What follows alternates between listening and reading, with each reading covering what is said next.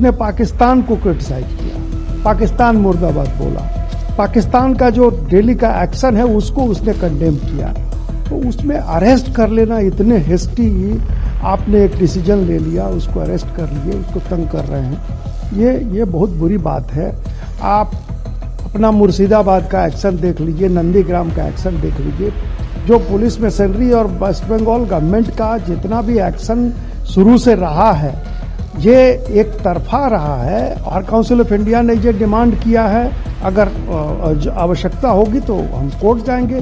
तो वो कानून की एक छात्रा है, लॉ के स्टूडेंट है, उसके साथ अन्याय होगा तो हम उसके खिलाफ आवाज उठाएंगे, जो भी एक्शन होगा हमने। मैं ये मांग करती हूँ बंगाल की गवर्नमेंट से कि इसको नॉर्थ कोरिया मत बनाइए, और यहाँ पर सभी के संवैधानिक हक हैं। अगर किसी ने कोई अभद्र टिप्पणी की हुई है तो उसके लिए उन्होंने माफी मांगी है, वो इन जनरल उन्होंने कहा था।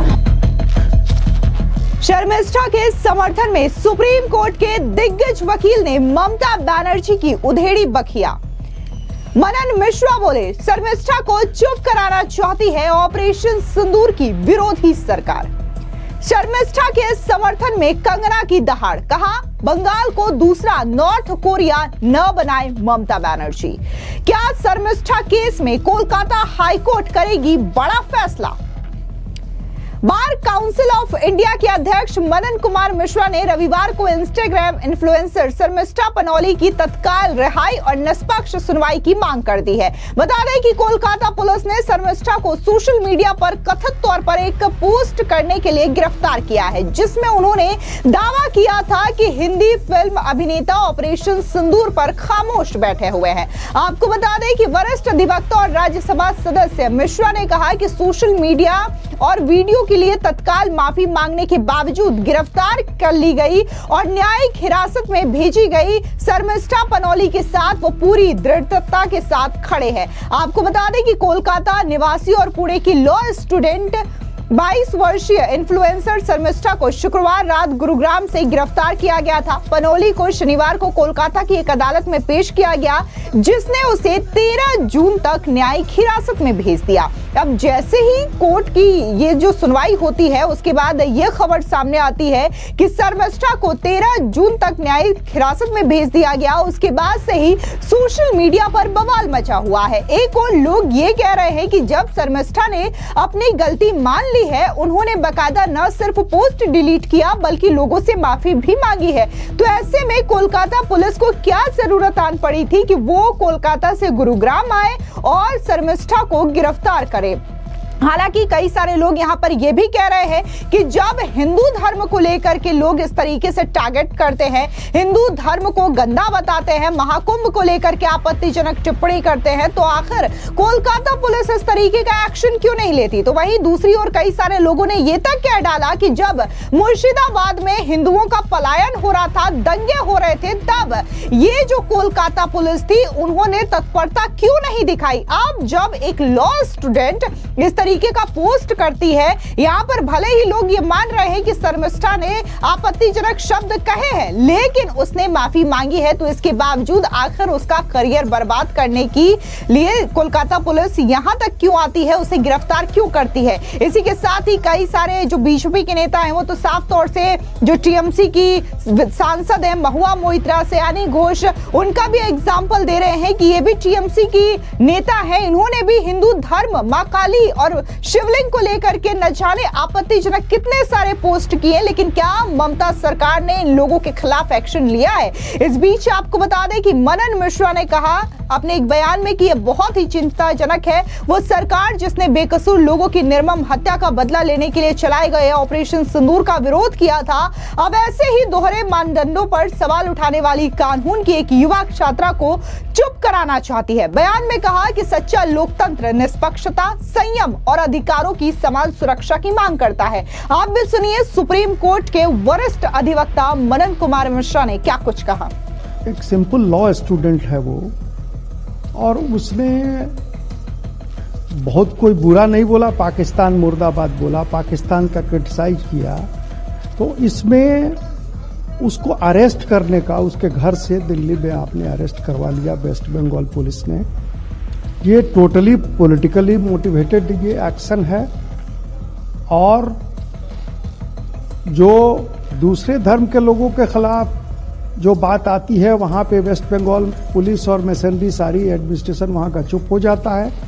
और ये इनोसेंट लड़की ने लैंग्वेज जो भी हो, लेकिन उसका कहने का मतलब यही था, उसने पाकिस्तान को क्रिटिसाइज किया, पाकिस्तान मुर्दाबाद बोला, पाकिस्तान का जो डेली का एक्शन है उसको उसने कंडेम किया। तो उसमें अरेस्ट कर लेना इतने हेस्टी, आपने एक डिसीजन ले लिया, उसको अरेस्ट कर लिए, उसको तंग कर रहे हैं, ये बहुत बुरी बात है। आप अपना मुर्शिदाबाद का एक्शन देख लीजिए, नंदीग्राम का एक्शन देख लीजिए, जो पुलिस मशीनरी और वेस्ट बंगाल गवर्नमेंट का जितना भी एक्शन शुरू से रहा है ये एक तरफा रहा है। और ये दोहरा एक व्यवहार जो है उस सरकार का, इसकी जितनी भर्त्सना की जाए कम है। हमने डिमांड किया है कि उस लड़की को जल्दी से जल्दी आप रिलीज करें, और ये जो दोहरा आपका ये व्यवहार है दो रिलीजन के प्रति, ये इसको आप बंद करें। बार काउंसिल ऑफ इंडिया की तरफ से कुछ और आगे इस पर कार्रवाई की जाए? नहीं, बार काउंसिल ऑफ इंडिया ने ये डिमांड किया है, अगर आवश्यकता होगी तो हम कोर्ट जाएंगे। वो कानून की एक छात्रा है, लॉ के स्टूडेंट है, उसके साथ अन्याय होगा तो हम उसके खिलाफ आवाज उठाएंगे, जो भी एक्शन होगा हम लेंगे।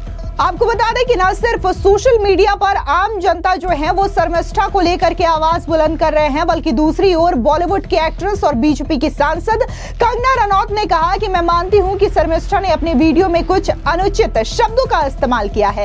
ऐसे शब्दों का इस्तेमाल आजकल कई युवा कर रहे हैं। मैं बंगाल सरकार से अनुरोध करती हूं कि वो राज्य को दूसरा नॉर्थ कोरिया न बनाए और शर्मिष्ठा को तत्काल रिहा करे। सुनिए कंगना रनौत का ये बयान। मुझे लगता है कि इस तरह से लॉ एंड ऑर्डर के नाम पर जो है किसी को भी इस तरह से हैरेस करना इज नॉट गुड, क्योंकि जब किसी ने माफी मांग ली है और वो पोस्ट डिलीट कर दिया है, क्योंकि सिर्फ और सिर्फ जो कि अभद्र भाषा का प्रयोग किया गया था उसको लेकर, लेकिन किसी को जेल में डाल देना, उसको जेल में रखना, उसको सताना, उसका पूरा करियर, उसका पूरा कैरेक्टर खराब कर देना, ये जो है बहुत ही गलत है। किसी भी बेटी के साथ ऐसा नहीं होना चाहिए। और मैं ये मांग करती हूँ बंगाल की गवर्नमेंट से कि इसको नॉर्थ कोरिया मत बनाइए, और यहाँ पर सभी के संवैधानिक हक हैं। अगर किसी ने कोई अभद्र टिप्पणी की हुई है तो उसके लिए उन्होंने माफी मांगी है, वो इन जनरल उन्होंने कहा था। आजकल के बच्चे जो है इस तरह की भाषा चाहे वो अंग्रेजी में यूज करें चाहे हिंदी में यूज करें करते हैं, लेकिन मैं ममता जी से ये मैं विनती करती हूँ कि उसे जल्दी ही रिहा किया जाए।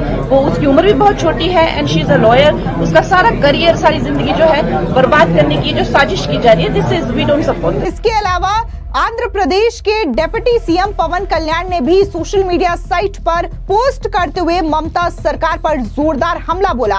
उन्होंने कहा कि टीएमसी कांग्रेस के चुने हुए नेता, सांसद और सनातन धर्म का मजाक उड़ाते हैं। हमारे धर्म को गंदा धर्म कहा जाता है तो आक्रोश कहां चला जाता है? उनकी माफी कहां है? उनकी त्वरित गिरफ्तारी कहां है? पवन कल्याण ने शर्मिष्ठा की गिरफ्तारी पर आलोचना जताते हुए कहा कि धर्मनिरपेक्षता दो तरफा होनी चाहिए। इसके अलावा भारतीय जनता पार्टी ने रविवार को पश्चिम बंगाल सरकार पर शर्मिष्ठा की गिरफ्तारी को लेकर के जोरदार तरीके से निशाना साधा और टीएमसी सरकार पर अपने वोट बैंक को खुश करने के लिए युवा हिंदू महिला को निशाना बनाने का आरोप भी लगाया। पनोली की गिरफ्तारी पर तीखी प्रतिक्रिया व्यक्त करते हुए पश्चिम बंगाल में बीजेपी के सह प्रभारी अमित मालवीय ने टीएमसी पर तुष्टीकरण की राजनीति के तहत कानून को चुनिंदा तरीके से लागू करने का आरोप लगाया। इसके अलावा न सिर्फ देश भर में शर्मिष्ठा पनोली को लेकर के लोग ममता सरकार पर जोरदार हमला बोल रहे हैं, बल्कि 7 समंदर पार से भी शर्मिष्ठा को लेकर के आवाजें उठनी शुरू हो गई है। दरअसल आपको बता दें कि डच के सांसद